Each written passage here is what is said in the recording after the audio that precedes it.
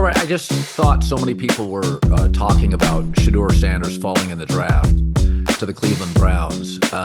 Just a couple of things that I've been ruminating on for the last day. I understand that Deion Sanders worked at multiple TV networks. He worked, I think, at CBS, NFL Network. I understand that. A lot of people at that NFL Network building know Deion.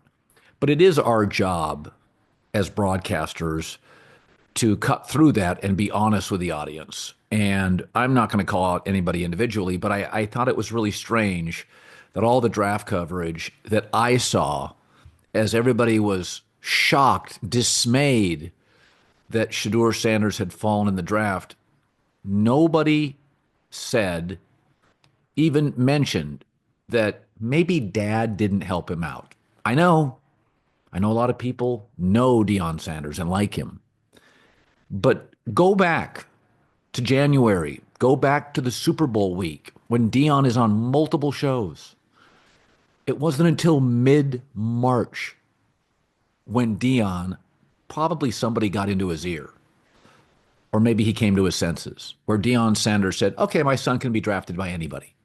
Until that point, during key evaluation months, go to the Super Bowl. Look it up. I went this morning and looked at clips, found 4 different shows of Deion Sanders with arrogance, hubris, confidence, saying, hey, it's going to be on our terms. There are teams he will not be playing for. Now, time out. He wasn't directing that at Andy Reid and the Chiefs, Sean McDermott and the Bills. He wasn't directing that at well-run teams with star quarterbacks. He was specifically directing that at these 7 or 8 teams, and that's about the only teams that need a quarterback. 7 or 8 teams that needed a quarterback, many of them struggling franchises. And he, in interview after interview publicly, was going out saying, again, with great confidence, I know the game. I know what's behind the curtain. We're not going to play for certain teams. Okay, so Shedeur is not that great of a prospect. This draft class, quarterback class, is so weak that Cam Ward is in line with Bo Nix. Okay, Bo Nix went to the Broncos. You want to know who was drafted ahead of him? Lots of people. Caleb Williams, Jaden Daniels, Drake May, J.J. McCarthy, Michael Penix. Okay, so Shedeur Sanders as a prospect is below, and many people believe far below, Cam Ward. Many believe he's also behind Jackson Dart, the Giants did. Whether you agree with that or not, this is not a John Elway. This is not an Andrew Luck. This is not even a Caleb Williams prospect where you're going to overlook some stuff, right? And so just let's go back to this. Shedeur is a prospect. He's going to be an employee of a business. And your dad is saying, there are teams we will not play for. And that's directed at many of the teams that were interested. It wasn't directed at the best teams in the league. And nobody wants to just note that, acknowledge that, mention that. You know, I've said on my show before, quarterback dad has become pageant mom, where the heart is in the right place, but sometimes they do a disservice to their kids. We saw this with Nico Iamaleava, the quarterback for Tennessee. Great program. Dad stepped in. Son didn't show up to a spring practice. We're out of here. And he had no market. UCLA has one of the smallest NILs in the Big Ten. The kid reportedly took a pay cut to live in a much more expensive city and go to a much less storied football program. Quarterback dad. So college football sent a message. It wasn't collusion. People weren't on the phone. And this is not collusion. Remember, only 7 or 8 teams needed a quarterback.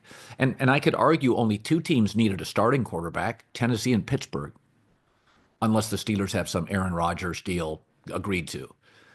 But I understand people being turned off.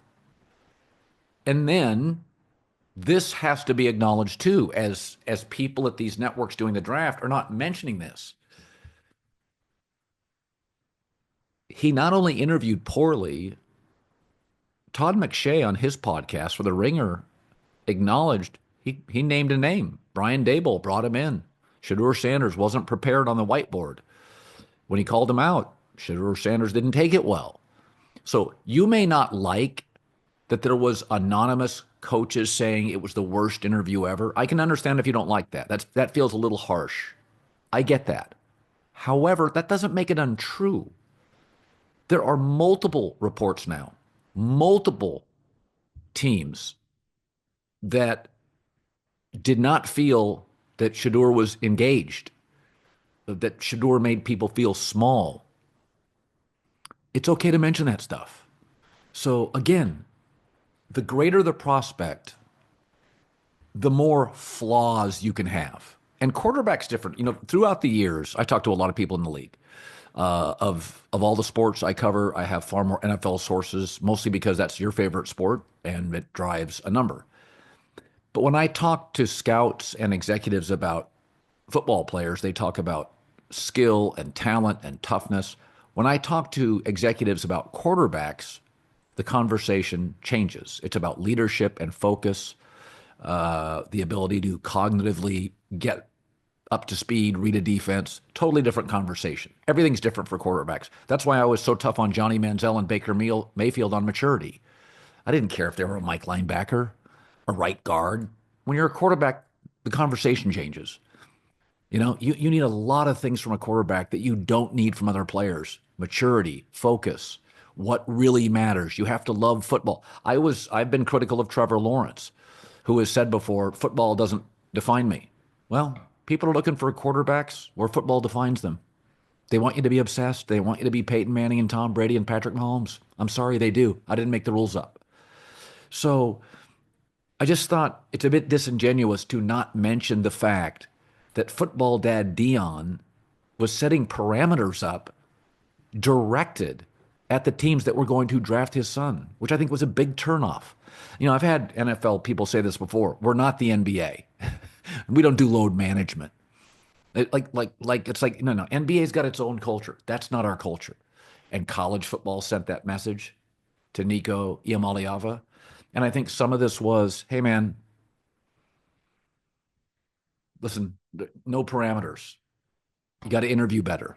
And I said this on the air Friday, I didn't love, your draft room with legendary posted all over it. A little cringy. The New York Giant cleats, a little cringy. Not the end of the world, not everything, a little something. But, you have to be like, when people are texting me that are not in football or don't cover football, and they're sending legitimate and very obvious questions about the Deion comments, I think it needs to be talked about. That he did not do his son any favors. The NBA 82-game grind is done. Now the real fun begins. The NBA playoffs. Love them. They're here. Time for drama, clutch moments, Steph Curry, LeBron, jaw-dropping plays. I can't wait. If you're looking to make the playoffs even more exciting, DraftKings Sportsbook has you covered. They're the official sports betting partner of the NBA. Playing games all the way to the finals. Now's the time to back your favorite players and teams as they chase glory. So all season long, DraftKings has been the go-to spot for NBA player props. That doesn't stop now. If you want to make your playoff experience even more intense, try placing a bet on your favorite player's performance. Will they drop 30, 40? Who knows? Or more, it's your call. If you're ready to place your first bet, download the DraftKings Sportsbook app. Takes 90 seconds. Lock in your bets, and let's make the playoffs unforgettable. Here's something special for first-timers. DraftKings customers that are new, bet $5. That's it, $5. And get 200 in bonus bets instantly. Just make it a playoff run to remember with DraftKings. Download their Sportsbook app. Takes 90 seconds. The code's Colin, C-O-L-I-N. That is code Colin. New customers get $200 in bonus bets. Betting just $5. Only on DraftKings, the crown is yours.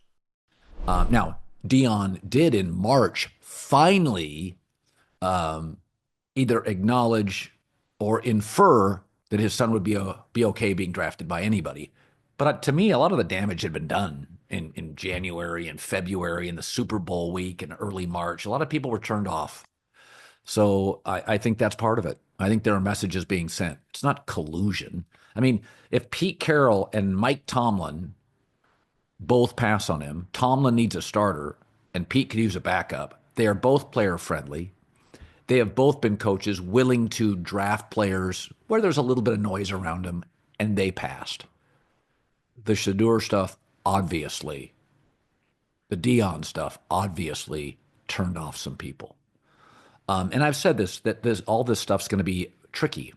You got college quarterbacks now come in, and they've made $5 or $6 million, and sometimes, you just got to be humble in those interviews. You may not respect that assistant coach. It may be a team that's not going to draft you, but a little humility. Too much humility is never a bad thing, especially when you're young and you're a potential employee and you're talking to a potential employer. Err on the side of humility is not a bad thing. As far as the Cleveland Browns drafting him, it doesn't bother me. I mean, their quarterback room's a mess. Their takeaway is, hey, Dylan Gabriel, Shedeur Sanders, go compete. By the way, when running backs come to camp and they're drafted, there's 9 running backs there. I mean, you don't think in camp there's not 9 running backs? There's not 11 linebackers? There's not 14 offensive linemen? Compete. It's rare. You usually have like 3 quarterbacks, but if you have 5, who cares? Joe Flacco, Deshaun Watson, Kenny Pickett, Dylan Gabriel, Shedeur Sanders. Who cares? You don't have a star. If you don't have a star, go compete. I mean, that every other position is asked to compete. It's okay occasionally if an NFL team says, we're going to draft a couple quarterbacks. Neither are great prospects. We think they're okay. Peter Schrager brought up something I thought was kind of interesting. Former Fox employee, now with ESPN, and a friend. I thought Schrager brought up something that was kind of interesting. He said, Deion has worked for, so many people in the media that nobody wanted to come out during the process and be critical of not Deion, but be critical of Shedeur because, they know Deion.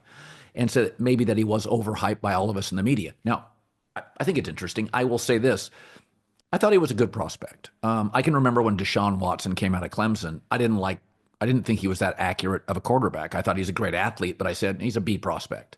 He had some A moments, but a lot of people. I thought Deshaun Watson was a bit overhyped, but he'd be good. I didn't get Mitch Trubisky at all. I didn't get Zach Wilson at all. I didn't get Daniel Jones at all. I thought Sam Darnold was really, really good. He proved it last year, but it took a while. I liked Shedeur Sanders. I think he's a pocket quarterback who moves well enough. I think he's really, really accurate. I think some of the stuff, holding the ball too long, you can coach a guy out of that. But he's not a great prospect. And it's just like in life. If you're not a great prospect interviewing for any job, you probably shouldn't set up parameters or, hey, we're going to do it. And it's Dad was leading the way on this. But you go do the homework on that. Nobody wanted to talk about that. It's not great. And football is very protective and very tribal about its culture. It does not want to be baseball and give 10-year contracts. Why would it? It's a more popular sport. It doesn't want to be basketball where players run the sport, load management. It doesn't want to be that. Okay, football's culture, the brotherhood of it, its family, all their marketing, its family, it matters to them a lot, and they have every right to be prideful and protective of it. They have every right to be prideful. Every sport has a different culture. Golf's got a different one than NASCAR. Gymnastics has a different one than college baseball. That's fine. Every company's got a different culture. But football is not going to let dads tell them what to do. And I don't know Deion Sanders. He's got a healthy self-confidence. And in this instance, I do not think he helped his son. And the other thing, just to throw out there, that this has been talked about for years. Years ago, Bill Parcells was famous for saying he doesn't want to draft celebrity quarterbacks, but I think that's impossible now. They're just at the NIL, the games are on TV. More games are on TV than ever. So college quarterbacks, if they play for big programs, are going to be a little bit, Arch Manning's a celebrity and he didn't even start last year. So, but there is some truth in this. You don't want your backup quarterback to be a celebrity. Prime example, Tim Tebow Jets. Mark Sanchez has acknowledged publicly it was a mess. You either believe in Tim Tebow, I didn't, but you either believe in Tim Tebow as a franchise quarterback, you don't bring a celebrity backup in, and the media hovers in, and all the questions are about Tebow. You don't want that. I mean, I think it's funny that the media is demanding you have to draft Shedeur Sanders, and then the media, if he's a backup, is going to descend on an organization, and they're only going to ask about Shedeur Sanders, which is what everybody's trying to avoid. That's why you don't want celebrity quarterbacks. Remember when Cam Newton went to New England for a year, had a decent year with Bill Belichick. Then they draft Mac Jones, and the minute Mac Jones beats out Cam Newton, Belichick lets Cam go because he doesn't think Cam as a celebrity, a very famous backup quarterback's probably the best thing hovering over Mac Jones. And so if you like Shedeur as a starter, and I thought Pittsburgh should have drafted him in the first round. I wouldn't have had a problem if Cleveland drafted him or Pittsburgh. I think he's a very accurate kid that moves well. I think he's a franchise quarterback. I could be wrong. But him as a backup is really interesting. I mean, he made $6 million NIL, the dad thing, the family name. You bring him into a camp as a backup, and especially if you have a young quarterback or a situation where, you're trying to make sure and ensure your starting quarterback has confidence, you're devoted to him, he's the guy, you're building him up. You bring in Shedeur as a backup, and that could be a bit of a mess, right? That's the celebrity backup quarterback. A lot of teams don't want that. I always used to say, you want your backup quarterback to be able to put a baseball hat on and a pair of sunglasses, walk through the local mall, and nobody knows who he is. That's a perfect backup quarterback, a team guy. So, once Shedeur started falling, my take is, wow, this is really going to be interesting. Like, where can he be a backup quarterback? It'd have to be a really secure, older starting quarterback. You're not going to do it if you have a young quarterback. I thought Seattle might consider it, but Jalen Milroe, his temperament and his brand is more in line with what a backup is. Super humble, didn't hear from his parents, exceptional athletic ability, not ready to start, sit behind Sam Darnold for 2 years. That makes a lot of sense. I think Shedeur is ready to start fairly soon, maybe by Thanksgiving. But there's just stuff. There's a little bit of noise, and that's tough on backup quarterbacks. So once the teams that need a starter, Tennessee drafted a quarterback, and Pittsburgh passed, how many teams needed a starting quarterback? So listen, I think Shedeur, my take, can beat out all these guys in Cleveland. I mean, Deshaun's done. Kenny Pickett, forget it. He's better than Dylan Gabriel. Flacco probably wins the job until Thanksgiving, but I wouldn't be shocked if Shedeur gets a lot of reps later in the season. I hope so. It'd be fun to watch. I want to watch him. But, going back to my first point is quarterback dad is becoming pageant mom, where the intentions are good, but sometimes I think you hurt the kid. And I just think those comments at the Super Bowl and, we're going to dictate terms and there's places I'm not going to let him go. Sheesh. I don't like that at all. I don't like that at all. Sorry to interrupt this great video, but please remember to like and subscribe. Thank you. Now back to the video.